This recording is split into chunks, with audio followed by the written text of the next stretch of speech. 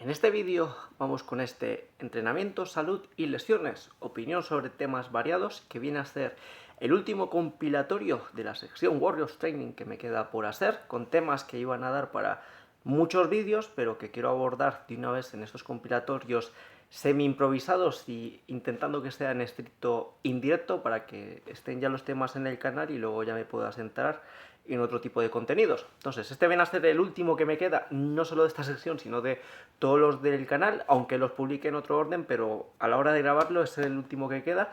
Y los apartados que quiero abordar en este vídeo, espero estar inspirado para que esta pseudo improvisación pueda ser fructífera, que sea de utilidad.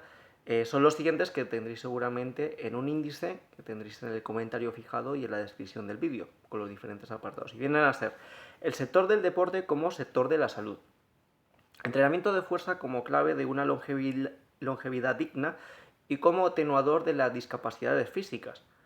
Luego, impacto de caminar y correr en la salud. Luego, lesiones y entrenamiento, ejercicios versus salud. Y por último, ejercicio y entrenamiento para personas enfermas. Muchos de estos temas me los tendría que haber preparado más.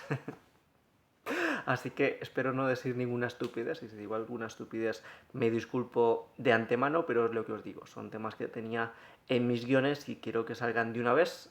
Y luego ya si me apetece me pongo a desarrollarlos en mayor profundidad, lo que es en los vídeos normales. Y yendo por el primer tema, que viene a ser el de el sector del deporte como sector de la salud. Y me puse como pistas, recordar que las pistas no las tengo bien redactadas, son pistas para saber más o menos cómo abordar lo que es cada apartado. Me puse como pistas los gimnasios, el sector salud, no de ocio. Bueno, también es de ocio, esa pista ahí está medio rara. Luego, beneficios de realizar actividad física y deporte. Vale, entonces las pistas no me dicen nada, así que a ver qué puedo comentaros al respecto.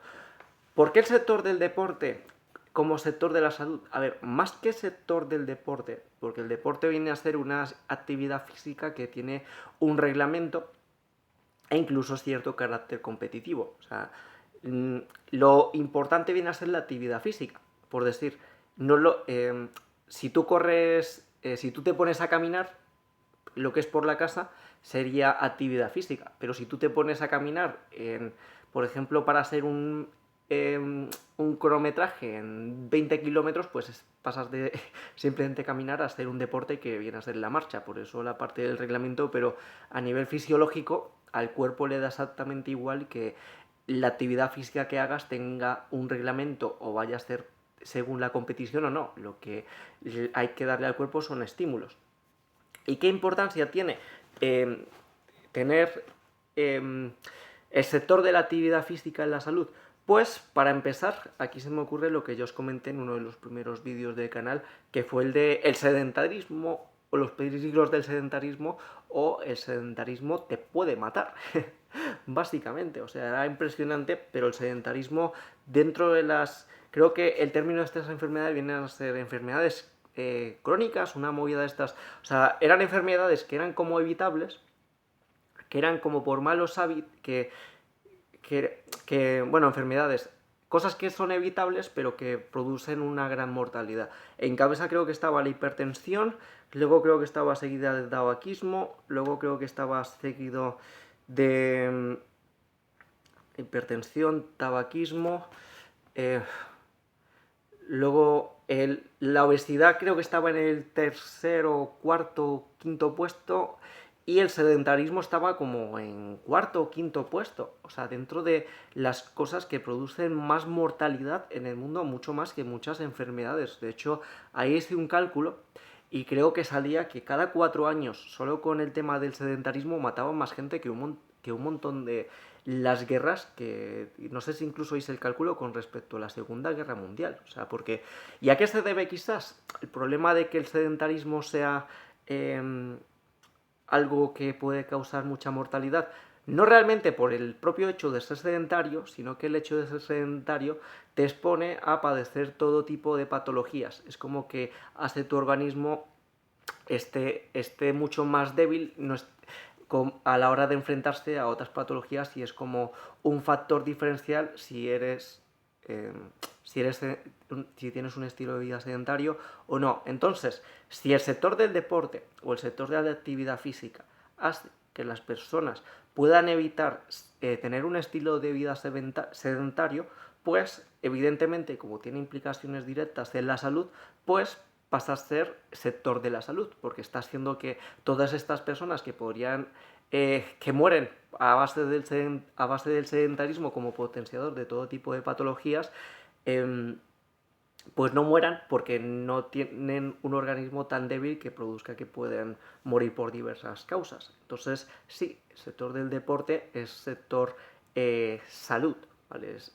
Otorga salud y realmente, según las recomendaciones, creo que de la OMS, para llegar lo que es a esos parámetros mínimos de actividad física semanal, solían recomendar cosas tan sencillas como caminar 30 minutos al día durante al menos 5 días a la semana. Estos vienen a ser los parámetros esenciales de actividad física para intentar evitar los efectos nocivos del sedentarismo que pueden ser tan mortíferos, por decirlo de alguna manera. O sea, solo con el...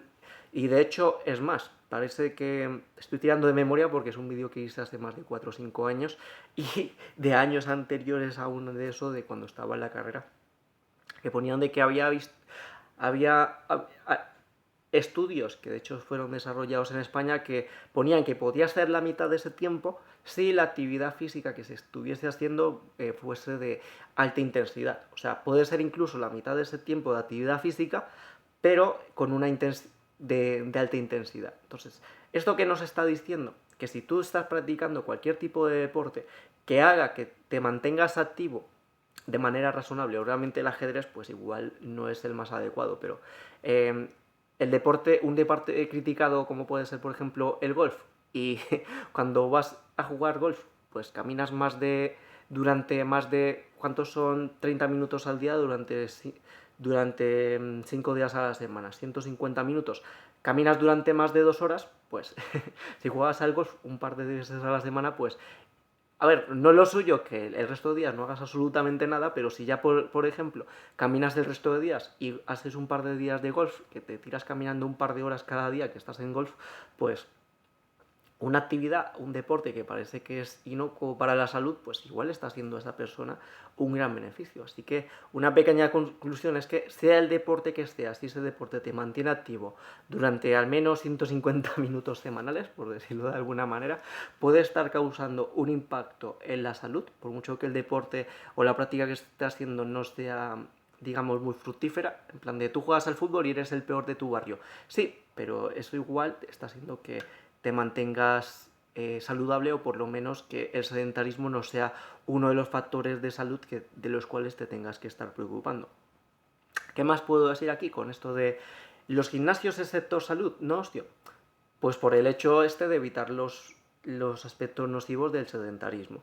También es factor ocio. A ver, también es el sector de ocio, porque de hecho es más, mucha gente lo usa perfectamente, simplemente como sector ocio, pero claro, por mucho que la gente vaya a los gimnasios no a entrenar realmente, sino a pasar el tiempo, y mientras está pasando el tiempo, imagínate que está la gente en la elíptica charlando, o está lo que es en la cinta caminando mientras habla, o mientras está haciendo pesas está hablando, pues aunque sea una actividad de ocio, aunque esas personas no se pongan en plena forma porque no están entrenando bien, los mantiene activos y hace que sea sector de la salud, sector de salud y de ocio.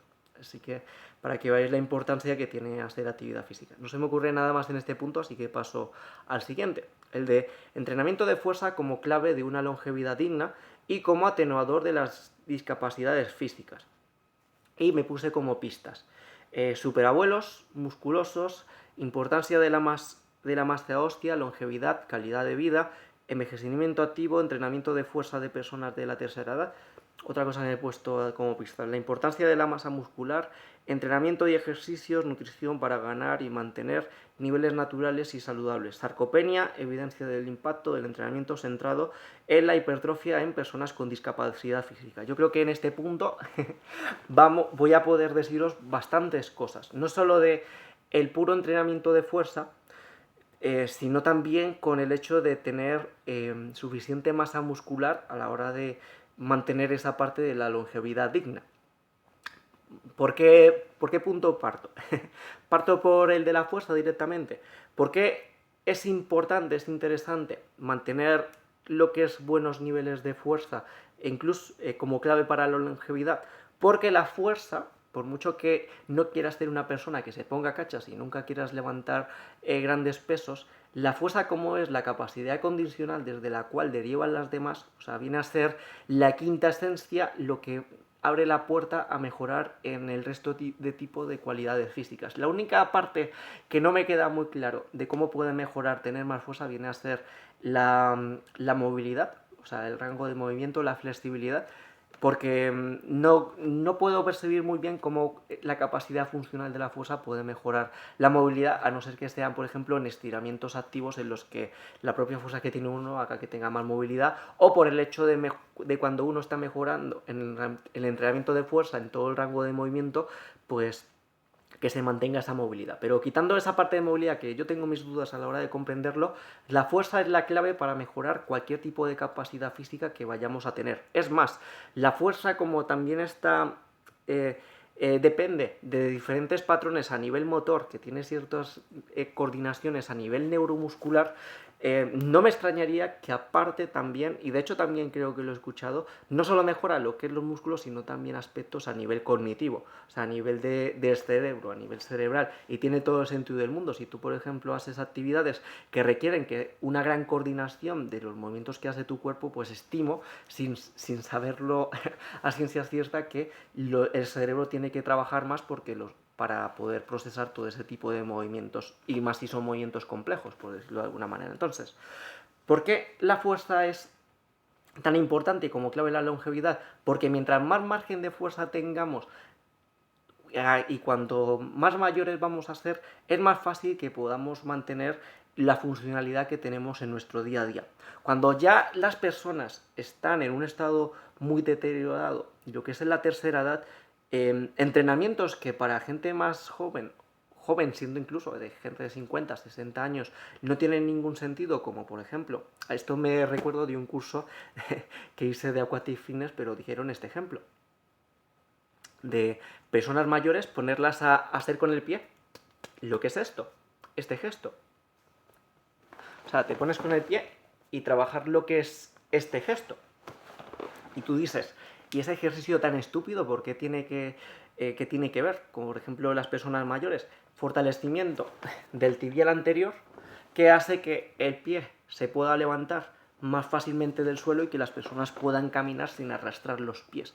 Fijaos la importancia de que cuando una persona llega a un estado tan degenerativo como para tener que trabajar músculos tan aparentemente secundarios, pero que el impacto que puede tener en la calidad de vida de estas personas. Una persona que pueda caminar sin arrastrar los pies. ¿Os imagináis? Bueno, hay muchos que seguro que arrastréis los pies por voluntad propia, pero el problema es cuando no puedes elegir y es lo que tienes que hacer. ¿Qué más cosas os puedo decir sobre el entrenamiento de fuerza y la longevidad?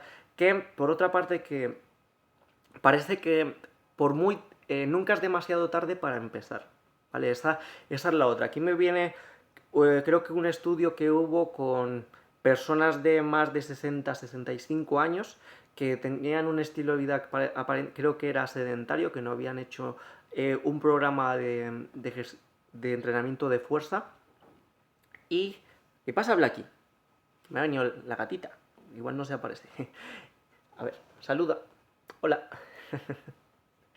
Y parece ser que en un programa de entrenamiento de fuerza bastante exigente que hicieron, no sé cuánto duró el programa, creo que fue entre 3 semanas y 2 meses, tenían mejoras en su fuerza creo que eran cifras por encima del 100%, o sea, exageradísimo, en plan de, creo que era 140, 160% de la mejora de la fuerza en personas de la tercera edad o de más de 60 años, y eso significa que por muy deteriorada que esté una persona en edades avanzadas, si se pone a entrenar fuerza, siendo aquí como entrenamiento de fuerza o o como dicen en inglés muchas veces, resistance training, no es realmente que no tiene por qué ser de fuerza máxima. Recordar que más o menos el entrenamiento de fuerza se centra más o menos en 3 rangos, que vienen a ser de fuerza máxima, luego lo que viene a ser los rangos de hipertrofia, pero si no queréis ponerlo de hipertrofia porque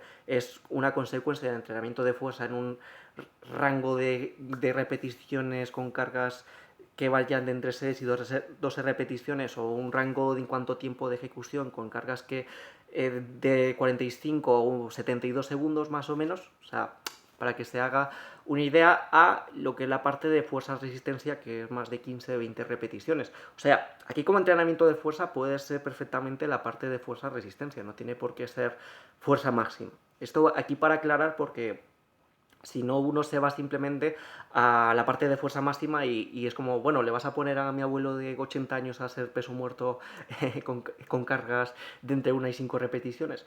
No tiene por qué. Pero lo que sí es interesante es que hagan un entrenamiento con resistencias, o sea, que haga que su musculatura tenga esfuerzos notables que les hagan producir fuerza, aunque esté en rango de repeticiones más elevados, para mantener esa funcionalidad que les permita básicamente mantener su independencia, lo que es en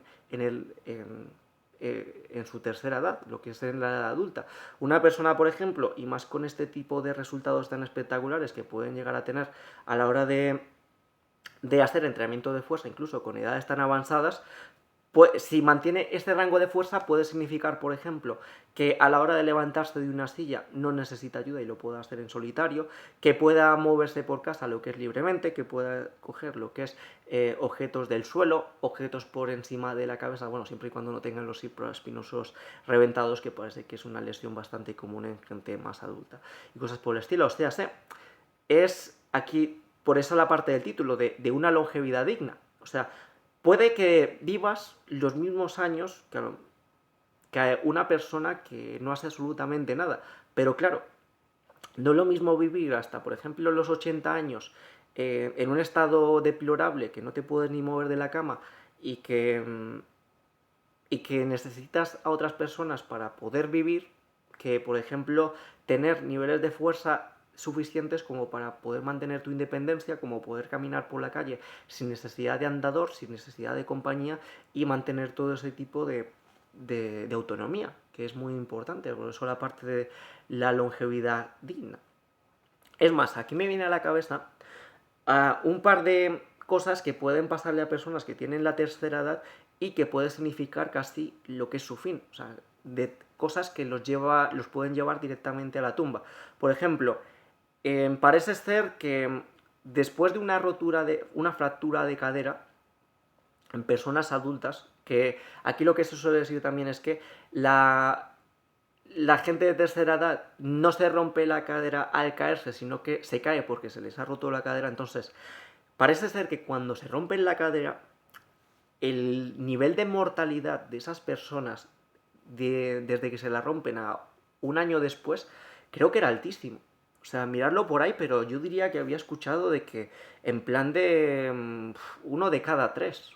O sea, un 30%. Me parecen datos exageradísimos, pero para que veáis la importancia de no llegar a romperse la cadera. Y tú dirás, ¿y por qué se puede deber a eso? Pues a ver, si tú tienes una persona adulta muy debilitada porque no tiene suficiente fuerza, tiene lo que es los efectos de la sarcopenia, que se produce a partir de los hombres, a partir de los 45, 50 años, supongo que mujeres a partir de la menopausia, a partir de los 50 años, que la sarcopenia es la pérdida de masa muscular, y encima por una lesión tan grave como una fractura de cadera los pones a tener un estilo de vida sedentario que lo que hace es que se potencie más lo que es el sedentarismo, que os acabo de comentar al principio del vídeo, que puede potenciar lo que es cualquier tipo de enfermedad que uno pueda llegar a tener y tiene potencia lo que es el riesgo de mortalidad, y encima la propia poca masa muscular que ya tenían la acaban perdiendo, pues hace de que estas personas, aunque se recuperen de la fractura, a lo mejor salen de esa lesión para cuando se quieren volver a mover, pues son personas que tienen que ir con los achaques de tener un estilo de vida sedentario hasta que se recuperan, que tienen menos masa muscular porque la han perdido por atrofiarse, por no caminar, por no estar moviéndose. Y recordar que uno de los factores clave a la hora de evitar la parte de los efectos nocivos del sedentarismo es caminar al menos 30 minutos al día durante 5 días a la semana, con la fractura rota que vas a caminar. Y menos masa muscular, o sea, vas a tener una persona con menos capacidad de movimiento, con todos los factores de riesgo potenciados, te lo cargas. O sea, la persona está difícil, está jodido el asunto, lo que es con eso. Otro factor, que esto lo escuché a la hora de, escuchando aquí al doctor Kuchenberg, que decía de, por ejemplo, creo que le escuché decir de, a la hora de entubar o no entubar a una persona, que había familiares que a la hora de entubar a una persona adulta, que decían, oye, ¿por qué no lo entubas? O ¿por qué no sé qué? Y comentó una cosa que me parece muy interesante, también relacionado con la fuerza y con lo de la masa muscular, que parece ser que si llegan a entubar y sedar a las personas, si son personas que ya tienen una masa muscular muy poco desarrollada, o sea, que ya están bastante desgastados, lo que puede significar es que se atrofien, por ejemplo, toda la musculatura respiratoria y que te los cargas. O sea, porque luego se atrofia su propia capacidad de poder respirar. O sea el hecho de, por ejemplo, mantenerlos inactivos, o sea, esa atrofia te los cargas. O sea, para que se vea la importancia de mantener niveles de fuerza adecuados y sobre todo en la edad adulta. Por no decir, ya que he mencionado lo de la fractura de cadera, por ejemplo, las mujeres a partir de la menopausia, a partir de, creo que entre el 40 y el 60% van a tener o tienden a tener osteoporosis. La osteoporosis hace que los huesos sean más débiles y las expone a tener mayores fracturas. Entonces, ¿qué factores qué se puede hacer? Aparte de todo tipo de suplementaciones, historias para evitar la osteoporosis, ¿cuál es uno de los factores que pueden prevenir la osteoporosis? El ejercicio de fuerza y los ejercicios con ciertos impactos. ¿Por qué? Porque el hueso se moldea a las tensiones que les estás poniendo, entonces tú al hacer entrenamiento con resistencias o entrenamiento de fuerza, hace que esos huesos que tienen las tensiones que están generando los músculos los estimulas para que no se deterioren e incluso para que puedan incluso llegar a mejorar. No tengo del todo claro si la densidad mineral ósea en edades avanzadas se puede llegar a mejorar. ¿Vale? Ahí no lo tengo claro, pero lo que sí tengo claro es que el uso del entrenamiento de fuerza y con resistencias en general, que como produce esa estimulación en la masa ósea, hace que la puedas llegar a mantener. Entonces, estimo que, por ejemplo, una persona que hace entrenamiento de fuerza y mantiene mejor lo que es su esqueleto, a lo mejor puede tener esos factores que pueden ser tan cruciales como romperse la cadera, los puede mantener más a raya y evita esas cosas que pueden ser tan letales a un medio plazo. En plan, igual no te mata romperte la cadera, pero sí te mata la inactividad después de romperte la cadera. Entonces, si no se te llega a romper la cadera, pues eso te está garantizando no solo que no tengas ese tipo de degradación, iba a decir, es una palabra un poco fea, de desgaste, por decirlo de alguna manera, y que puedas mantener lo que es tu autonomía. Entonces, una de las claves, los ejercicios de fuerza. ¿Qué es la otra parte? De los ejercicios de impacto. Entonces, obviamente, una persona, las personas cuando tienen edades más avanzadas, no deben, quizás no es tan buena idea tener hacer muchos ejercicios de impacto por el hecho de que si tienen las articulaciones muy desgastadas les puede llegar a molestar y les puede llegar a doler mucho. Pero por impacto, aquí me vienen lo que es estudios que viene a ser de... Creo que los estudios de mejorar y mantener la densidad mineral ósea venía por ejercicios de alto impacto, en plan de, por ejemplo, saltos y aquí no olvidar que la carrera son saltos que se van a... Tú cuando estás corriendo estás saltando. Entonces, esos impactos estimulan la masa ósea y hacen que la puedas también, y favorece que las puedas mantener. De hecho, creo que era en carrera o no sé si incluso en caminata.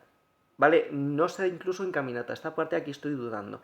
Pero se demostraba que ejercicios de alto impacto a la hora de hacer este tipo de actividades favorecía lo que es el mantenimiento de la densidad mineral ósea del tren inferior, o sea, llegando de lo que es de las piernas, y no sé si incluso llegaba a la espalda baja, por el hecho de que cuando tiene los impactos, pues todos esos huesos se ven estimulados. Entonces, quizás también aquí otra vez la implicación de caminar puede tener este efecto a la hora de protector a nivel óseo. Porque, a ver, cuando corres el impacto es más fuerte. Los estudios dicen que simplemente con un ejercicio de alto impacto de unos 7 minutos ya se estimula bastante bien los huesos, pero tú cuando caminas en el fondo estás teniendo microimpactos constantes. Entonces aquí especulo que también se puede mantener en cierta medida la masa ósea que tienes en el tren inferior por esos impactos. Quizás el problema sería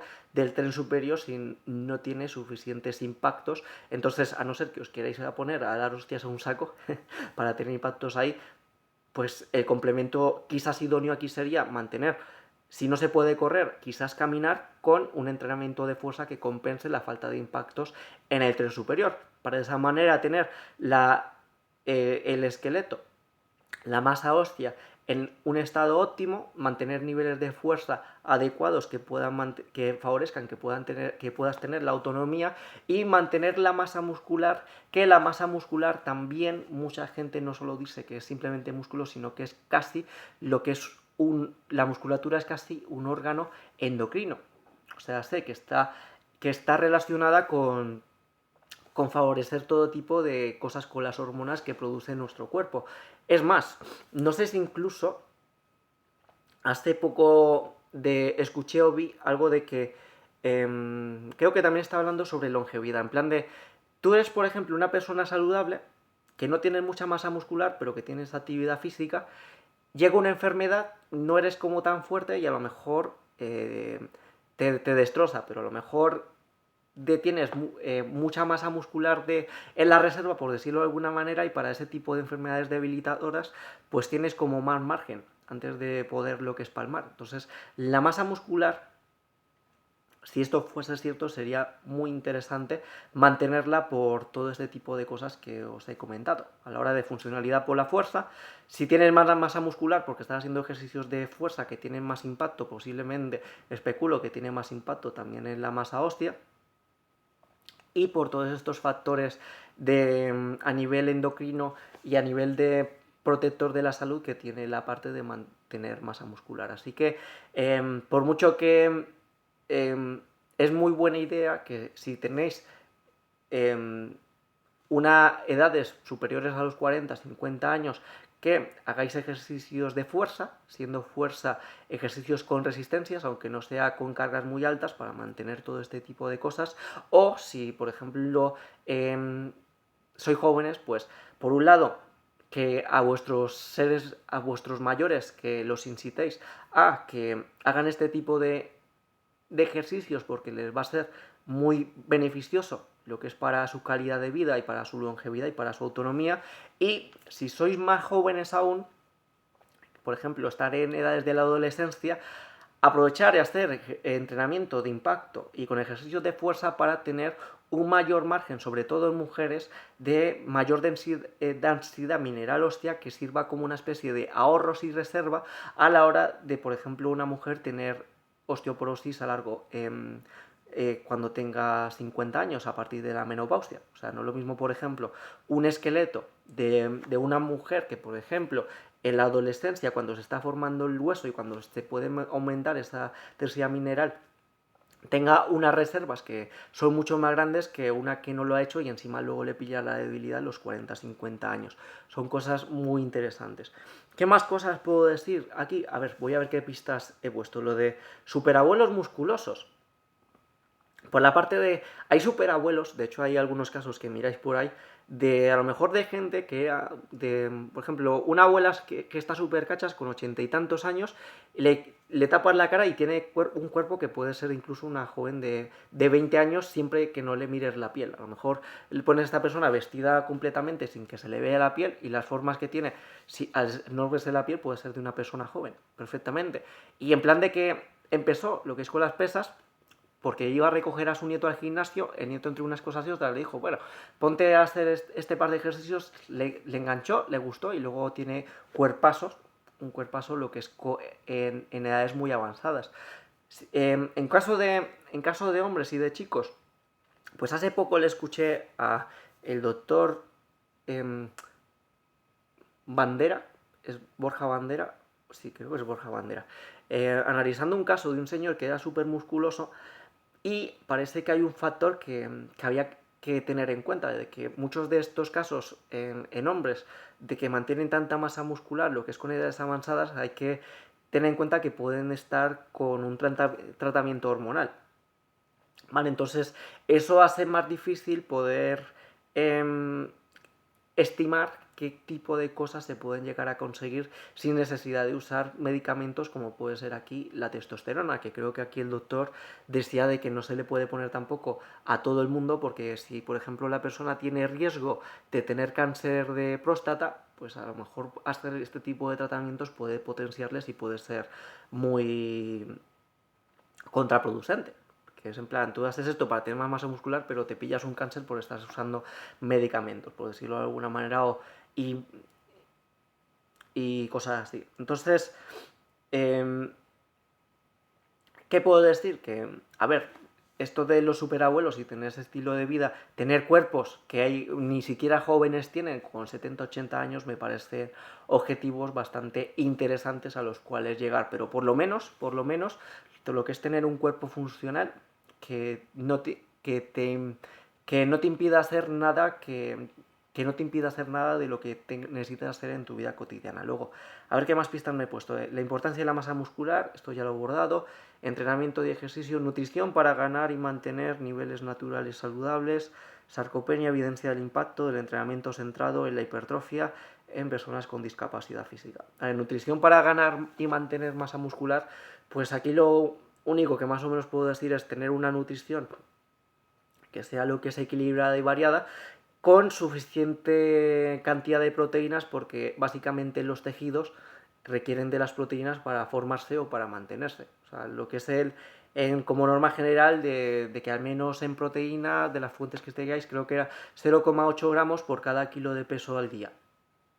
Es lo que se suele hacer, pero realmente con que tengáis una dieta rica, lo que es en fuentes de proteína, igual no hace falta que toméis suplementación. En todo caso, consultar con nutricionistas para que os orienten, ¿vale? Lo que es en ese punto. Luego pasando al siguiente apartado que pone impacto de caminar y de correr en la salud. Bueno, esta parte creo que ya lo he comentado, lo digo un poco por encima para que este apartado no quede así en vano y que lo pueda poner en el índice. A ver qué me he puesto. De impacto de caminar en la salud, técnica de marcha, progresión para empezar a entrenar, caminar, marcha, componentes de la velocidad de carrera, técnica de carrera, impacto de la carrera en la salud, saludosa, progresión para empezar a correr. Entonces, yendo un poquito rápido por lo que he dicho hasta ahora, lo que es el impacto de caminar y correr en la salud. Lo que se recomienda es mínimo caminar al menos 30 minutos al día durante al menos 5 días a la semana como patrón base para intentar paliar los efectos del estilo de vida sedentario. Por caminar, creo que puede valer perfectamente como si por ejemplo como hacen muchas señoras de la casa, porque suelen ser las que lo suelen hacer de manera tradicional, que se ponen a limpiar la casa todos los días, o sea, cosa que me parece casi enfermiza, en plan de barrer, fregar todos los días, se tiran más de una hora al día lo que limpiando la casa, moviéndose, pues yo creo que esta persona, ¿no? A lo mejor con ese estilo de vida, como tiene actividad física en su vida cotidiana, igual no le hace falta ponerse a caminar por la calle para hacer los 30 minutos, o sea, sería ver cuánto está caminando con su actividad física, porque la clave no es hacer el deporte ni hacer lo que dicen las estas, la clave es mantener un estilo de vida en movimiento para evitar los efectos del sedentarismo. Esa es la clave realmente. Entonces, ahí con la parte de la salud, con la parte de mantener la masa ósea, como ya os he comentado, tanto caminando, creo que caminando puede mantener, y seguro con los impactos, porque los impactos hacen que se estimule lo que es la masa ósea a que no se deteriore. Y aquí ya pasando a las siguientes partes, de progresión para empezar a entrenar caminata, marcha. ¿Cómo le he enseñado yo a muchas personas a básicamente empezar a correr. O sea, cuando estaba, por ejemplo, en gimnasios y venía alguien muy novato que quería, por ejemplo, ponerse bajar de peso, lo que es estar en forma y eso, pues simplemente empezando por caminar y que dominen lo que es caminar. O sea, primero empezaría por caminar, que se acostumbren a caminar. Yo suelo usar los 30 minutos, no por lo sino como una marca estándar a la hora de empezar a tomar decisiones para aumentar la intensidad. Entonces, un primer objetivo, ¿cuál puede ser? Pues, por ejemplo, empezar por caminar 30 minutos sin ningún tipo de esfuerzo. ¿Cuál podría ser la siguiente fase?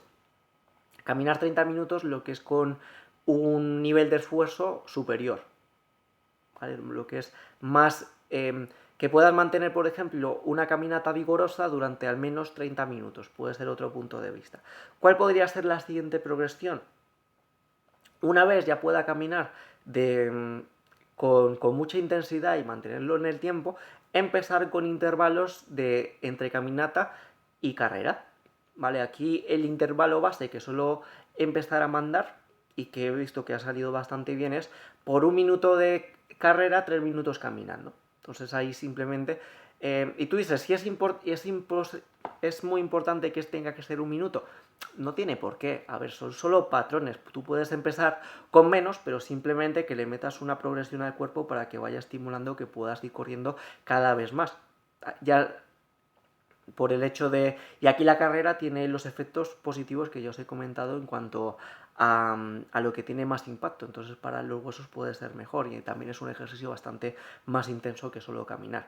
Solo que obviamente hay personas que igual no deben correr, porque si a lo mejor una persona pesa 250 kilos, pues correr igual va a ser que le reviente las articulaciones y puede ser muy lesivo. Igual este tipo de personas incluso, si caminar les puede producir lesiones en plan en los gemelos o en plan en tener fascitis plantar y que empiece con los dolores, pues igual sería incluso buena idea empezar con ejercicios sin impacto, como puede ser, por ejemplo, con bicicleta estática, ciclómetro, elíptica, etcétera, para evitar ese tipo de impactos que pueda ser que tenga lesiones y que eso hace que no quieran animarse a hacer actividad física, que es la clave.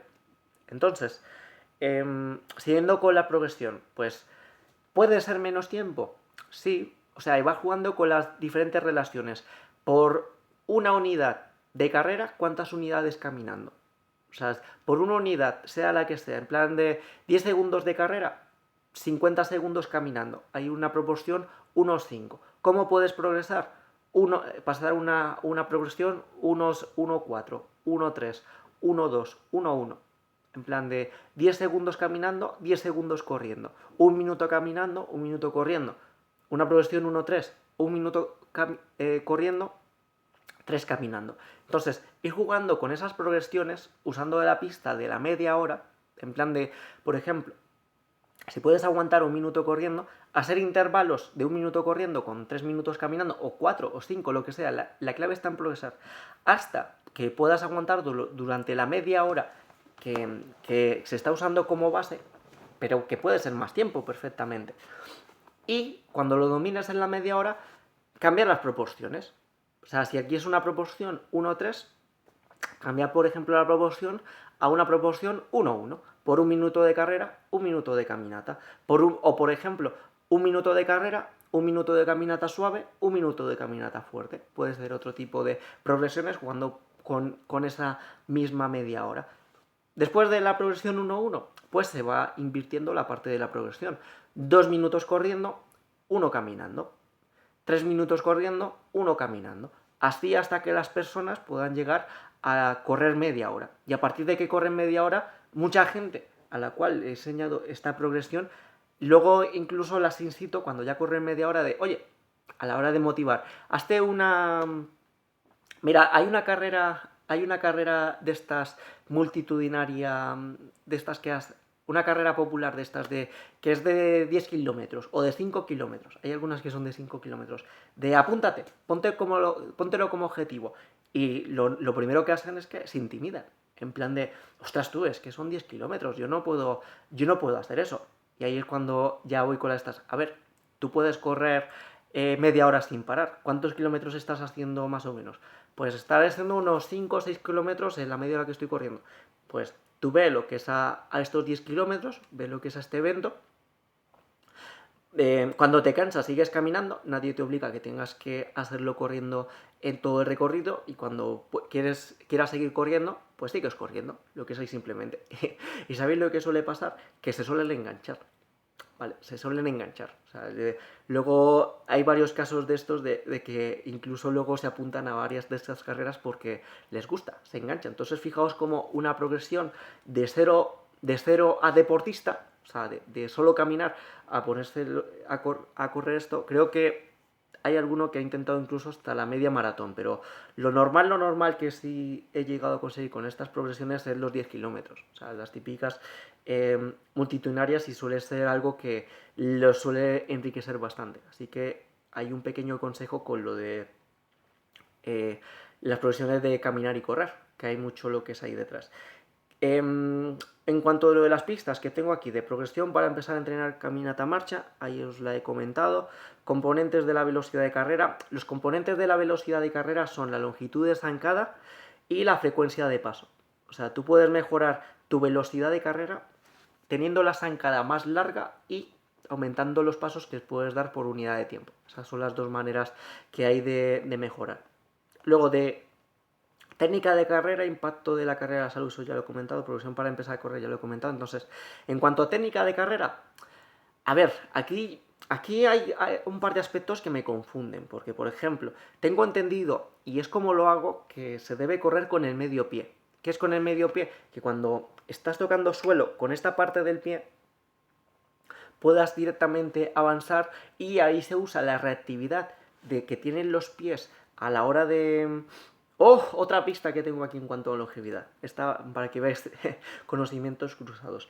Que tienes con el pie, para que usar esos componentes elásticos que tienen nuestras piernas para ayudar a avanzar hacia adelante. Y no solo eso, sino de esa fuerza de impacto que hay con el suelo, como la estamos usando para propulsarnos, no se disipa en calor y comemos menos impactos. Entonces, ¿qué componente de la velocidad de carrera, de la técnica de carrera, es interesante desarrollar? Aunque no sea con medio pie, sí tener una buena velocidad de reacción para optimizar esos impactos y comernos el menor impacto posible a la hora de correr para evitar lesiones. Entonces, como ejemplo, no es lo mismo, por ejemplo, una persona que está corriendo y va lo que es así, que cuando la escuchas, cuando corres como ¡pa! ¡pa! ¡pa! ¡pa! O sea, va dando opciones en el suelo. Entonces, usando la reactividad de los pies, o sea, intentando dar mayor cantidad de pasos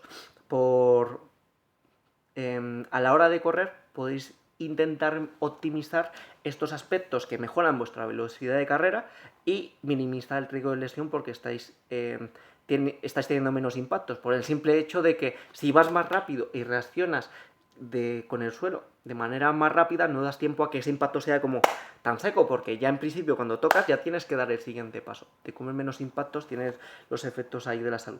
¿Qué es lo que me confunde? Porque la técnica que yo enseño es la técnica de medio pie, que cuando estaba en la carrera, en la asignatura de biomecánica, la pisada que se analizó era talonando, de talón planta punta. Entonces, esa es la parte que me puede confundir un poco, aunque la técnica que es eso es la de medio pie, y es más, incluso cuando se está sprintando, se puede tender más a ir a correr solo con la puntera de los pies, pero lo suyo es que sea medio pie para tener eso.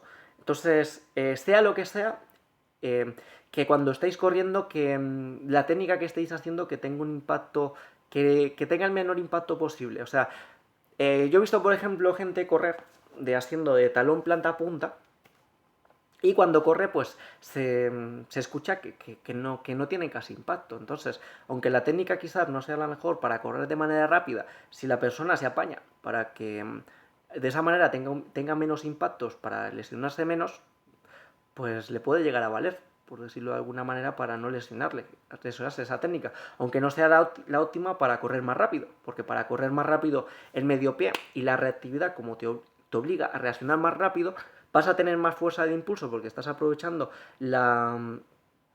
la fuerza de los impactos para desplazarte y vas a tener mayor velocidad de carrera. Solo te faltaría tener una zancada más larga para optimizar aún más lo que es tu velocidad de carrera, ¿vale? Lo que está ahí en esos puntos, pero estas partes hay que lo quería comentar.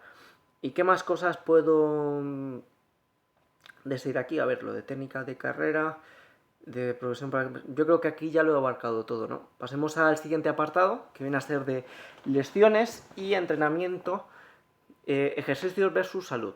Y me he puesto como pistas: lesión o cómo ver lo frágiles que somos, entrenar con dolor, cómo tratar con un cliente con predisposición a lesionarse o lesionado en un proceso de rehabilitación, readaptación y vuelta a la competición, mecanismos y causas lesionales, varios capítulos que puse aquí, ejercicios buenos para el rendimiento pero malos para la salud, torsiones de boxeo mala para los discos, en teoría con buena fortaleza no pasa nada, tipos de lesiones y su tiempo de recuperación, epidemiología lesional, nutrición y suplementación para recuperarse de una lesión. Bueno, un montón de temas que me pillan demasiado oxidado y que debería haber repasado antes para poderos daros información para desarrollar todos estos puntos que son muy incluso delicados, son importantes. De hecho, es más, voy a salir por la tangente y todo el bloque de ejercicio de entrenamiento con personas enfermas lo voy a acoplar aquí porque ese de personas enfermas lo he puesto al final del todo como último de los compilatorios porque requiero de una gran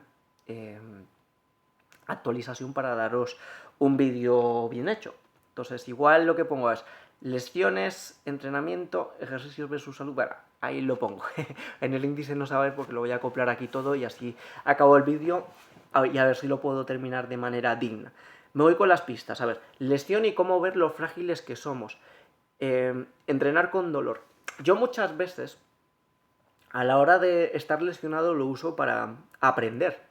Lo uso para aprender bastantes cosas y para lesionar. Por ejemplo, cuando, por decir, me da un latigazo en la espalda por estar entrenando, estoy con un dolor de la hostia durante, por ejemplo, una noche o un par de días y yo pienso, tío, ¿cómo será de la gente que vive así, pero todos los días de la semana?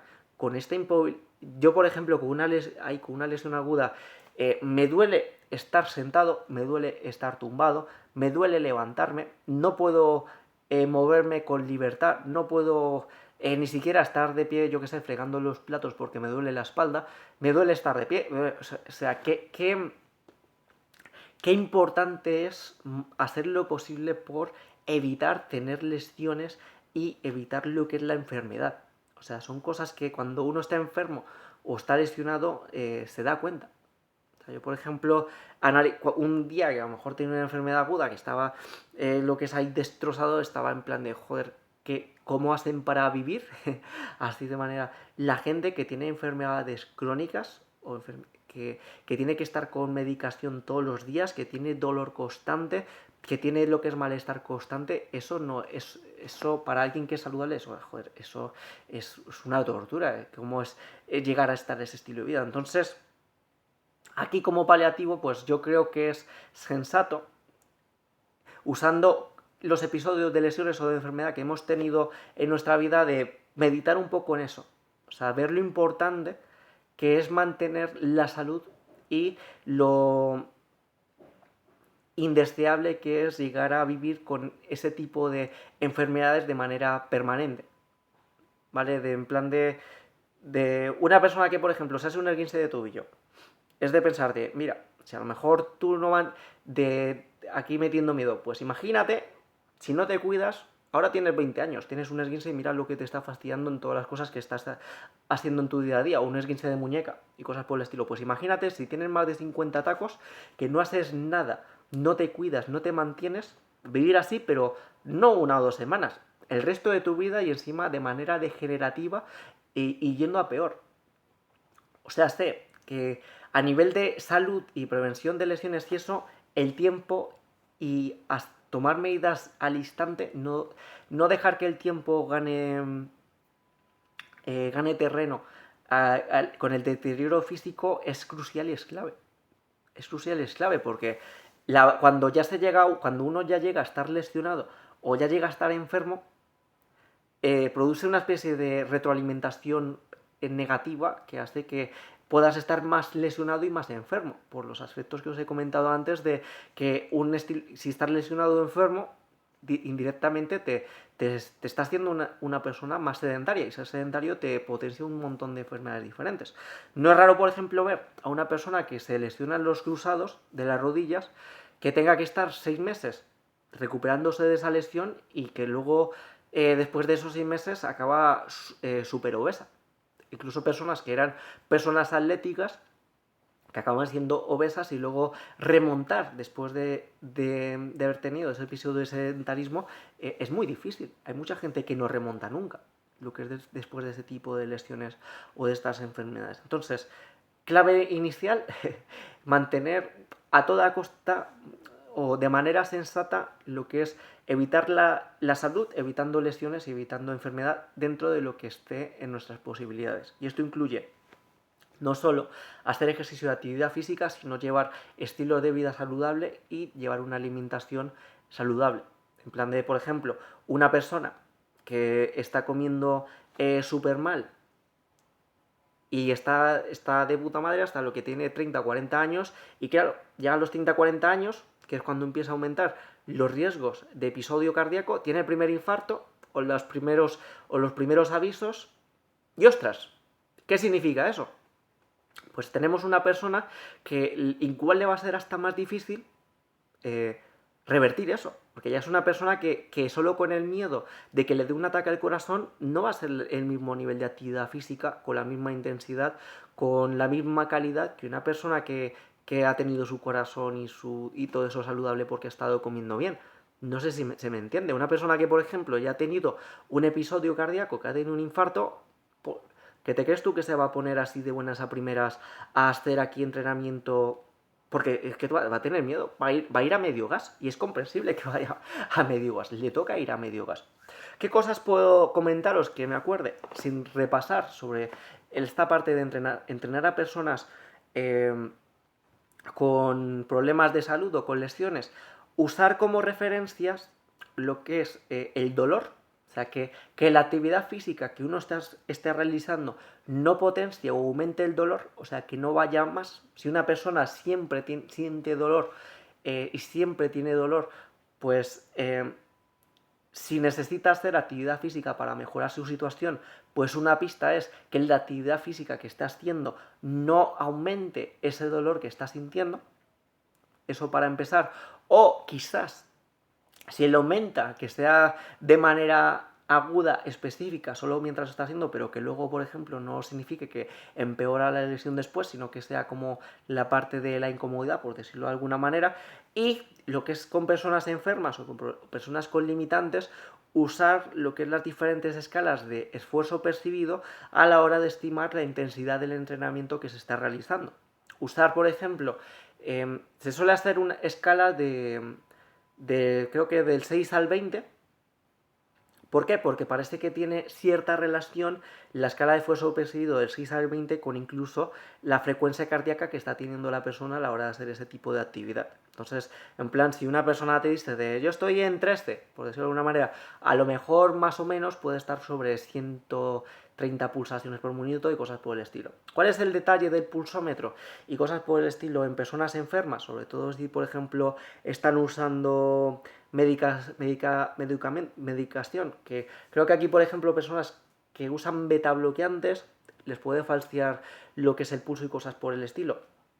Que como el pulso a la hora de controlar la intensidad está falseado, entonces no puedes prescribir lo que es la actividad física según el pulso porque no sirve, porque esta persona te lo está falseando con la medicación. Entonces, con personas con enfermedad o con problemas que sí cardíacos y cosas por el estilo, la pista es usar las escalas percibidas del esfuerzo, ya sea la de 6 a 20 o la del 1 al 10. En plan de, tú por ejemplo, ¿con qué grado de intensidad percibida te sientes cómodo y sientes que estás haciendo un nivel de actividad física segura? Si es por ejemplo del 1 al 10, en plan de, bueno, yo puedo estar por ejemplo con un nivel 5, un nivel 6, que estoy perfecto, Pero a partir del nivel 7 empiezo a sentir lo que es más sofocos, empiezo a sentirme mareado, empiezo a sentir lo que es ciertas incomodidades. Entonces simplemente aquí con personas que están enfermas o que tienen esto, pues nunca llegues a esos niveles hasta que no estés preparado y no te produzcan esos efectos adversos y esas sensaciones desagradables que estás teniendo a la hora de hacer actividad física.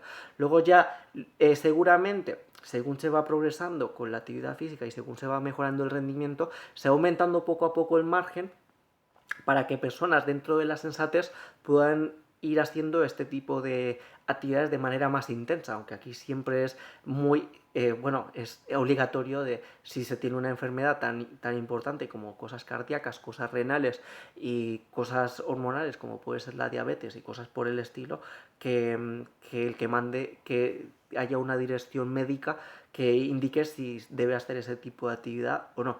Por ejemplo, ya que he sacado el tema de la diabetes, ¿qué beneficios tiene, por ejemplo, la actividad física en este tipo de enfermedades? A ver, la diabetes tipo 2 se empieza a producir por un incremento de la resistencia a la insulina, que se produce por tener dietas muy altas en hidratos de carbonos, posiblemente de rápida absorción, que hace que el páncreas esté constantemente pegando petardazos de insulina hasta que básicamente llega el páncreas, revienta y acabas teniendo diabetes porque te has cargado el páncreas, ¿vale? Eso por una parte. ¿Qué otros factores? ¿Cuál es uno de los factores de riesgo que tiene, por ejemplo, la diabetes tipo 2? La grasa visceral. Porque la grasa visceral está relacionada con mayor resistencia a la insulina, lo que hace que el cuerpo tenga que producir mayores niveles de insulina para tener lo que es homeostasis de manera constante. Entonces, si queréis evitar tener diabetes, ¿vale? Por ejemplo, si tenéis familiares que, por ejemplo, tienden a tener diabetes tipo 2 y queréis evitarlo, quizás una buena idea a tener a raya para empezar sería intentar no tener altos niveles de grasa visceral para evitar esa parte de la resistencia a la insulina. ¿Qué os puedo decir a nivel de actividad física y tener masa muscular y cosas por el estilo que puede producir con gente diabética? Que si no recuerdo mal, si me equivoco aquí me disculpo, así que aquí andar con ojo y hablaros con vuestro médico y cosas por el estilo. Estamos aquí hablando de colegueo y de manera extendida, ¿vale? Parece ser que personas que tienen alto nivel de actividad física, que tienen bastante musculatura y cosas por el estilo, igual necesitan incluso menos niveles de insulina, o sea, se tienen que pinchar menos para mantener su homeostasis a nivel de la glucosa en sangre. O sea, la musculatura hace este efecto metabólico que hace que requieran de menos medicación. O sea, es como que hace las personas como menos diabéticas. Igual tienen que seguir con lo que es con la medicación, pero hace que tengan que tener hace que las cosas sean como menos graves, por decirlo de alguna manera, porque si los músculos están reclamando lo que es la glucosa para mantener lo que es su... Bueno, aquí igual me estoy tirando un triple y estoy cometiendo errores de concepto, ¿vale? Me disculpo si cometo errores. A la hora de hacer actividad física y están consumiendo eso, pues es un regulador natural de la glucosa en sangre. Entonces ahí lo que es esto es muy interesante tenerlo. ¿Qué más a nivel de lesiones o enfermedades? Bueno, al final de enfermedades he dicho algunas cosas. Igual en el índice lo puedo llegar a poner. Por ejemplo, con enfermedades respiratorias, enfermedades cardíacas y cosas por el estilo, pues si tienes... Es que estoy pensando de no solo tener el corazón más trabajado, porque el corazón no deja de ser un músculo, que lo trabajes para que esté bombeando mejor sangre, sino de que si tienes adaptaciones a nivel de mitocondrias que te ayuden a captar energía de manera más eficiente, si tienes este tipo de problemas a nivel de captación de energía y cosas por el estilo, pues hace que especulo que hace que lo que es que este tipo de enfermedades de este tipo de personas se atenúen, porque si tienes, por ejemplo, tienes un corazón que está reventado, por decirlo de alguna manera, pero tienes las arterias lo que es así reventadas, pero al entrenar cardio haces que ese corazón bombe mejor, que las mitocondrias, o sea, la captación de energía por parte de tus células y cosas así, sea más eficiente, cosas por el estilo. O sea, va a ser que te puedas mover con mayor energía, porque tienes todo eso optimizado. Entonces, son cosas interesantes. Y a nivel respiratorio, yo recuerdo la carrera que lo que es la capacidad respiratoria como tal no solía ser un limitante, porque a la hora de ventilación como que sobra mucho. Voy a decir cifras, que igual me estoy equivocando una hostia, pero imaginaos, voy a decir cifras un poco semi al azar. Si tenemos una capacidad respiratoria de 12 litros y la capacidad de asimilación que tenemos es de 4 litros, entonces, como hay tanto margen, la capacidad respiratoria como tal no viene a ser, no tiende a ser como un problema, no suele ser como un problema, ¿vale? Pero ahí en contraste tenemos todos los problemas que, por ejemplo, tiene la gente fumadora, la gente con, por ejemplo, con asma y cosas así, que eso ya son patologías que escapan a mis conocimientos y cosas así. Pero lo que sí puedo deciros en cuanto a, a por qué el tabaquismo es algo tan, tan nocivo para la salud, porque tú dices, bueno, es solo porque se te ponen los pulmones negros y cosas por el estilo. Según he visto hace poco, no me acuerdo bien, pero si sabéis inglés, en el canal del Dr. Berg, creo que hizo hace poco un vídeo hablando sobre el tabaquismo y los efectos nocivos que tenía y cosas por el estilo, y el tabaquismo tenía efectos a nivel metabólico que hacen que un montón de cosas funcionen mal, ¿vale? Eso era como una especie de potenciador raro ahí. No sé decir ahora, porque no tengo la información aprendida, pero ahí os doy una pista si queréis seguirla y aumentar más. O sea, de que no es el hecho a lo mejor del tabaquismo, no es el propio hecho de fumar porque te pierda capacidad pulmonar, porque la capacidad pulmonar como tal no suele ser tanto el problema por esa diferencia, sino que va con un montón de cosas detrás que hacen efectos nocivos a nivel metabólico, que hace que tengas todo tipo de enfermedades y que te exponga a tener patologías más graves.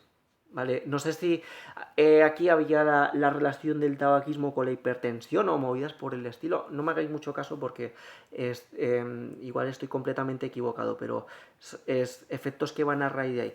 ¿Qué más cosas puedo comentaros? Pues aquí, por ejemplo, con gente con problemas respiratorios, igual usar lo que es las escalas de esfuerzo percibido a la hora de controlar la intensidad del ejercicio que se está haciendo.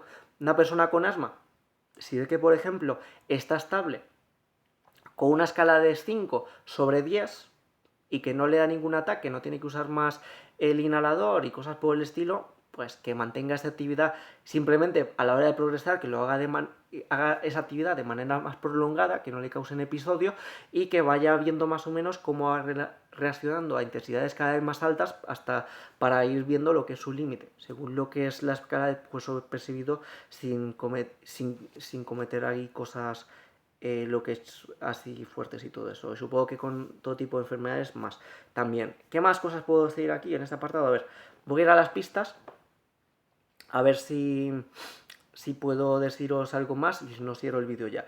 Lección como ver lo frágiles que somos. Eso ya lo dije por aprender. Entrenar con dolor.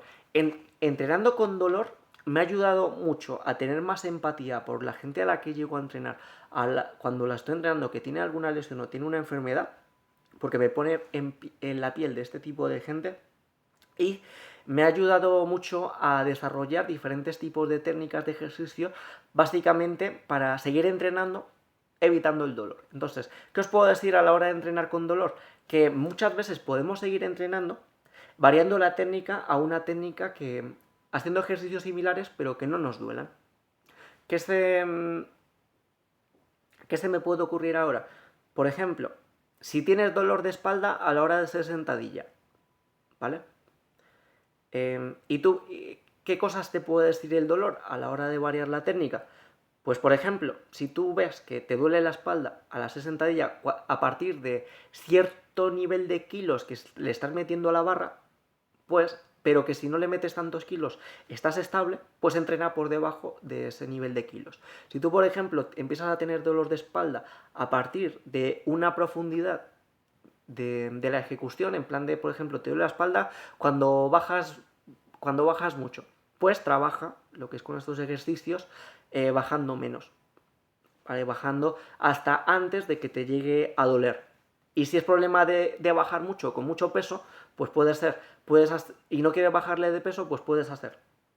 Entrenas con las cargas normales hasta antes que te duela y luego si con cargas inferiores puedes bajar del todo y puedes entrenar con normalidad, pues luego compensas con el rango completo con cargas inferiores para mantener la fuerza en todo el rango de movimiento. Pueden ser variantes que pueden hacer. Si por ejemplo te duele hacer sentadilla frontal pero no te duele hacer sentadilla convencional, pues dejas de hacer una para hacer la otra. Si por ejemplo te duele la sentadilla frontal y la convencional pero quieres seguir haciendo sentadilla, puedes hacer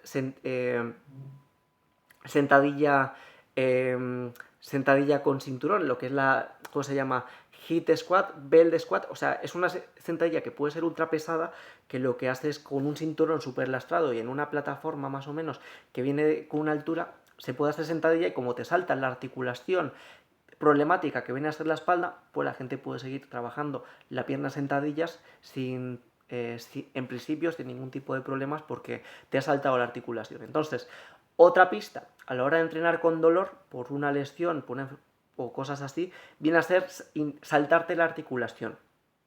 Si por ejemplo te duele la mano al hacer planchas, ¿vale? Estás haciendo planchas y estás con las manos, te duelen las muñecas. Si por ejemplo las pasas a hacer con los codos, puedes seguir haciendo planchas porque te ha saltado la articulación y ya no te duele la mano, no te duele la muñeca si la tienes lesionada. Entonces, una pista es ver si hay opciones para trabajar ese tipo de movimientos o de grupos musculares saltándose la articulación para poder seguir entrenando con más o menos normalidad. ¿Cuál viene a ser un problema que puede ser a raíz de ahí? Que no se pueda controlar saltándose la articulación, que la lesión aunque te salte la articulación por la tensión refleja que produce un ejercicio, te siga molestando.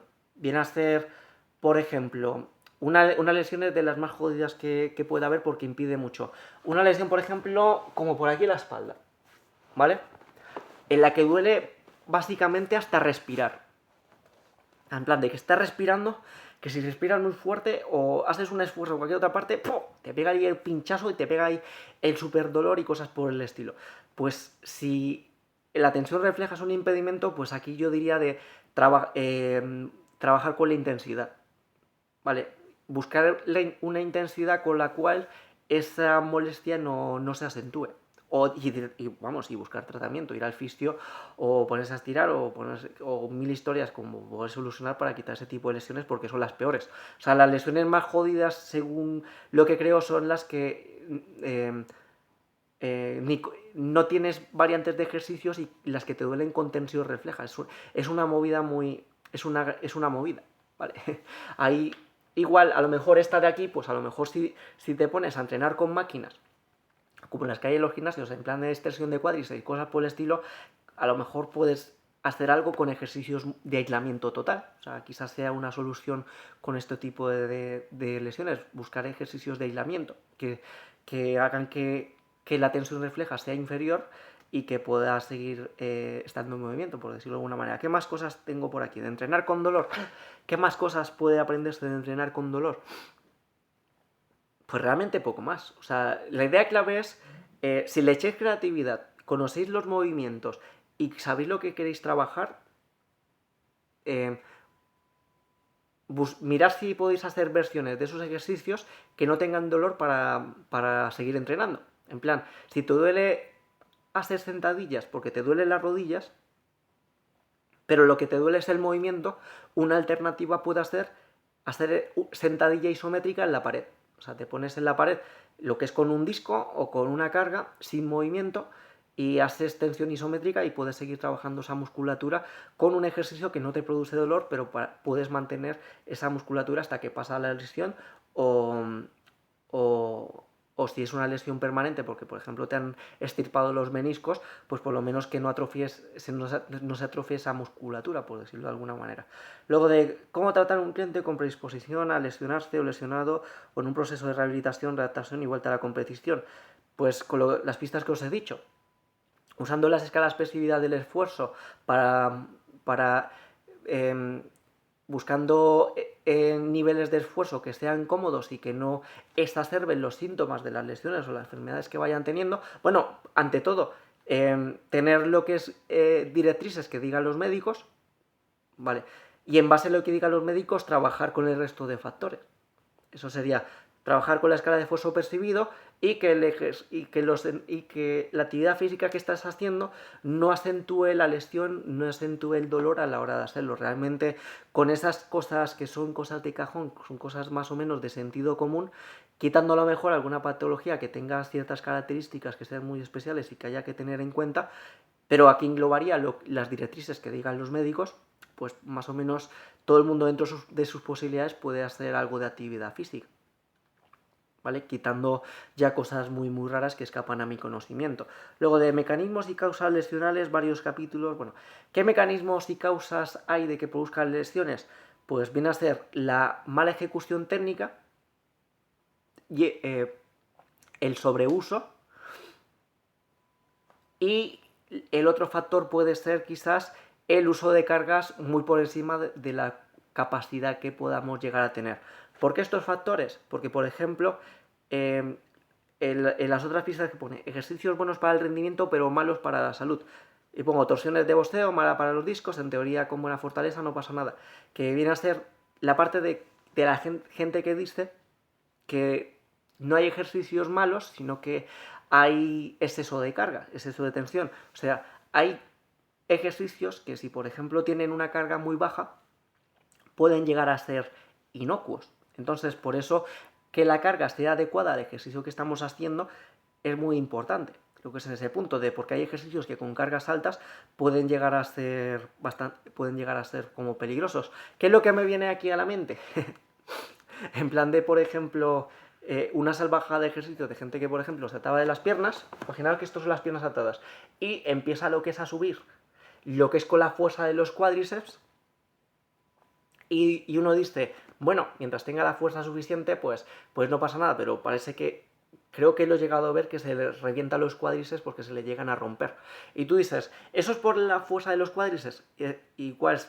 Sí, no. Lo que pasa es que en ese ejercicio, por cómo están fijadas las articulaciones, la tensión específica que se produce y por la palanca que produce el cuerpo a la hora de hacer ese ejercicio puede ser tan alta que aumenta demasiado el riesgo de lesión con este tipo de cosas. Igual esta persona, haciendo sentadillas con unas cargas colosales, nunca se hubiese lesionado porque no ha jugado con esa palanca tan desventajosa que tiene ese ejercicio con una carga tan alta, ¿vale? Por decirlo de alguna manera. O sea, la carga en los ejercicios a nivel de lesión puede ser muy importante más que el propio ejercicio.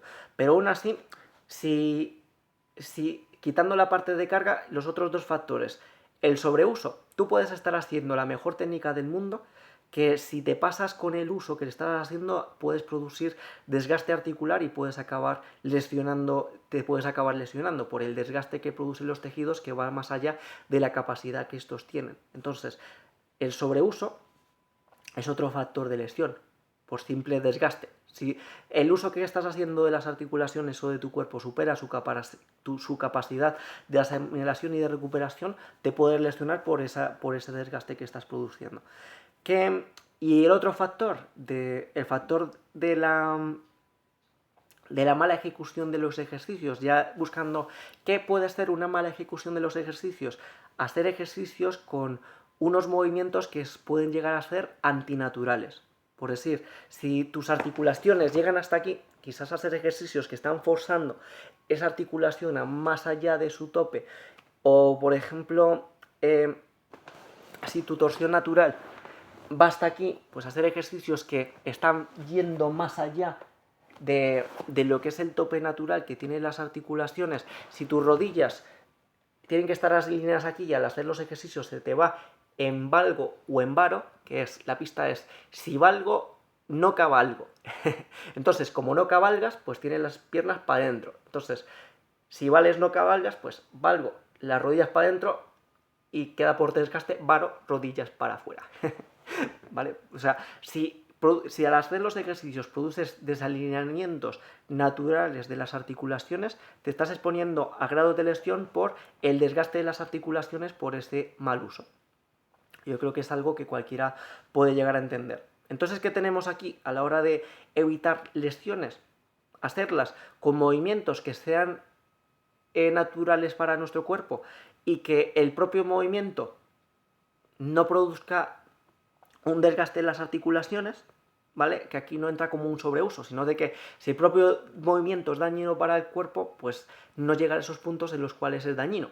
Pero sí es interesante trabajar todo el rango que dé antes de que sea dañino, porque así mantener más movilidad. Bueno, aunque hay cosas que a lo mejor no es tan ventajoso tener movilidad, porque si hay inestabilidad articular, si hay hiperlaxitud y otro tipo de historias, ¿vale? Eso va después. No desgastar los tejidos por encima de su capacidad y usar las cargas adecuadas. Ahí están las claves más o menos para evitar lesionarse con los ejercicios. Me da a mí que el índice va a tener más apartados de los que tenía lo que es pensado, lo que es en ese punto. Y luego a ver las otras pistas, que es ejercicios buenos para el rendimiento, pero malos para la salud. Más o menos aquí lo puedo abordar, ¿no? O sea, ejercicios que, por ejemplo, tienen mayor riesgo de lesión porque a lo mejor exponen más a las articulaciones a producir ese tipo de desgastes, pero como son gestos deportivos que pueden tener transferencia a la actividad deportiva, hay que valorar el riesgo-beneficio que hay de las actividades que estamos haciendo, ¿vale? Cuando se llega al alto rendimiento, sobre todo, hay que elegir qué tipo de cosas nos va a dar cierto beneficio y qué nivel de riesgo tiene o qué mal nos va a llegar a hacer a la hora de buscar la parte óptima. O sea, que compense el riesgo los beneficios que va a tener. Luego, más cosas de epidemiología lesionar. Esto sería vídeos aparte ya hacer de, por ejemplo, estudios que hay de, según la actividad que se está haciendo, qué tipo de lesiones hay. ¿Qué es lo que suele venir aquí, por ejemplo? En lesiones a la hora de practicar fútbol, las de cruzado anterior. O sea, las lesiones de cruzado son graves, son muy comunes. ¿De qué más cosas de epidemiología lesionar puedo decir? Las mujeres, por su valgo fisiológico de rodilla, si valgo no cabalgo, entonces rodillas para adentro.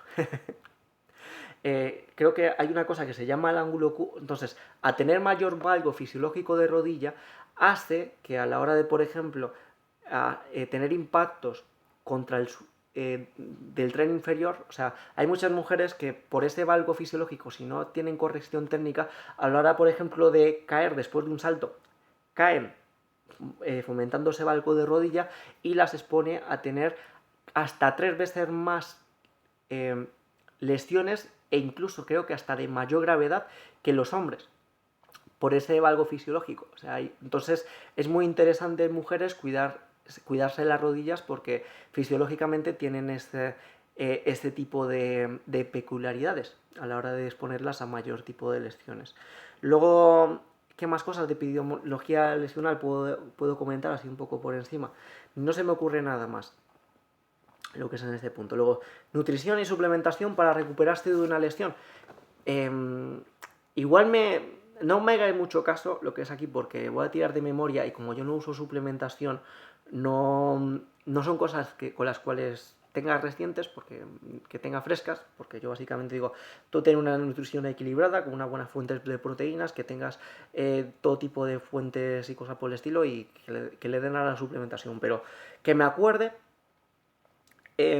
para recuperarse de lesiones, a ver, la suplementación en vitaminas C creo que es bastante interesante a la hora de recuperarse porque creo que la vitamina C está relacionada con las fibras de colágeno, si no recuerdo mal. Entonces, ahí puede venir una pista y encima con la ventaja de que la vitamina C, como es hidrosoluble, entonces al igual que el complejo B, o sea, las vitaminas B y las C son hidrosolubles. Entonces, si no recuerdo mal,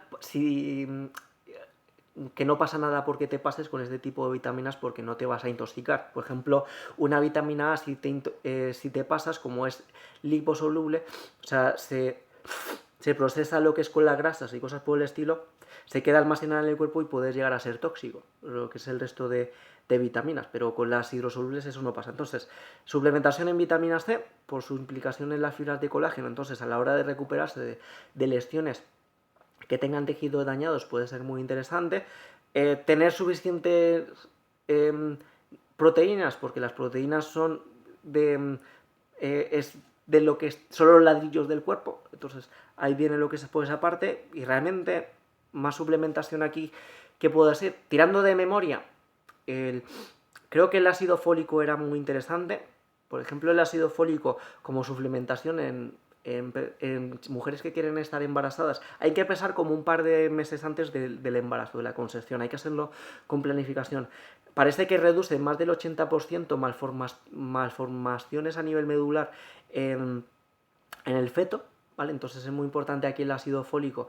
Y el ácido fólico, si no recuerdo mal, es del complejo B, o sea, otra vitamina hidrosoluble, si no recuerdo mal, igual me estoy equivocando. ¿Cuál era? ¿No era el B6 o una historia de esas del ácido fólico, o B7? Si no recuerdo, no me acuerdo bien, pero creo que era del complejo B. ¿Y qué más suplementación a la hora de recuperarse de las lesiones? Aquí una inesperada. Por mi tesis, mi rama de investigación, que fue de las concusiones en deportes de combate de los KOs, que un artículo ponía que el uso de creatina tenía efectos neuroprotectores a la hora de evitar tener concusiones a nivel cerebral, por el hecho de que, como es la creatina es un suplemento que ayuda a lo que es la captación de energía rápida del cuerpo, y parte del problema de las concusiones es la alteración de la captación de energía por parte del cerebro, entonces puede tener ese efecto neuroprotector. Luego, aunque como os digo, solo encontré un artículo y habría que investigar más, es una pista así un poco más. ¿Qué más parte de nutrición o suplementación a la hora de recuperarse de lesiones y cosas por el estilo? Pues no se me ocurre realmente nada más en este punto, no se me ocurre nada más. Como mucho me iría más que a lesiones, por ejemplo, la suplementación con hierro. Si las personas tienen anemia, ya sea anemia por causa que la anemia, por ejemplo, hay mujeres que cuando tienen el periodo pueden llegar a tener anemia a causa del periodo, y también hay una anemia que se puede producir en deportistas de resistencia, que viene a ser a causa de que por tener tantos impactos contra el suelo acabe deteriorando los glóbulos rojos y pueden tener un tipo de anemia que viene ahí. Entonces quizás aquí la suplementación con hierro pueda llegar a ser interesante, aunque hay que consultarlo mejor con un nutricionista. Y realmente no se me ocurre nada más en este punto. Luego, ¿qué más pistas tengo? Ejercicio de entrenamiento para personas enfermas, más o menos ya los he comentado. Contraindicaciones de ejercicio en personas enfermas, consideraciones a la hora de entrenar a personas enfermas, cardio parece bueno para personas depresivas. Aquí ya para acabar, parece que lo que es la realización de actividad física moderada, actividad aeróbica en concreto, o sea, la actividad aeróbica moderada y más o menos prolongada, lo que van a hacer irse a correr por ahí, ir a caminar, lo que es cosas por el estilo, está relacionada con mejoras en personas con diferentes cuadros a nivel mental, en concreto con la depresión y con todo ese tipo de enfermedades mentales que puede haber. Entonces ahí os doy la pista para que lo investiguéis mejor, y si lo investigo puedo llegar a hacer un vídeo al respecto porque me parece algo sumamente interesante. Y bueno, gente, esto viene a ser todo. Creo que el vídeo de manera inesperada no ha salido tan mal, creo que he dicho bastantes cosas interesantes.